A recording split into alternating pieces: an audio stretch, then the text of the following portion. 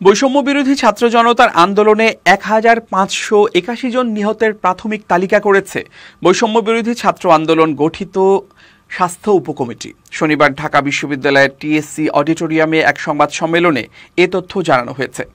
সংবাদ সম্মেলনে বলা হয়েছে, বৈষম্য বিরোধী ছাত্র আন্দোলনের পক্ষ থেকে গঠিত স্বাস্থ্য বিষয়ক কেন্দ্রীয় উপকমিটি এবং জাতীয় নাগরিক কমিটির যৌথ প্রচেষ্টায় সারা দেশে বৈষম্য বিরোধী ছাত্র জনতার আন্দোলনে শহীদ ব্যক্তিদের এই প্রাথমিক তালিকা প্রণয়ন করা হয়েছে। এতে জানানো হয়েছে, তাদের প্রাথমিক তালিকায় মোট ১,৫৮১ জন ব্যক্তির তথ্য অন্তর্ভুক্ত রয়েছে।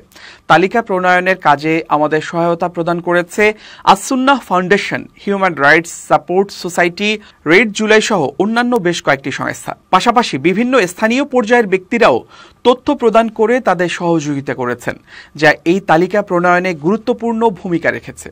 সংবাদ সম্মেলনে আরও বলা হয়েছে, আমাদের প্রাথমিক তালিকাটির তথ্য যাচাই বাছাই করার জন্য প্রতিটি জেলায় জেলা প্রশাসক মহোদয়ের নেতৃত্বে গঠিত কমিটির কাছে প্রেরণ করা হয়েছে। এই কমিটি তথ্য যাচাই বাছাই করার পর স্বাস্থ্য মন্ত্রণালয়ের কাছে চূড়ান্ত তালিকা প্রদান করবে।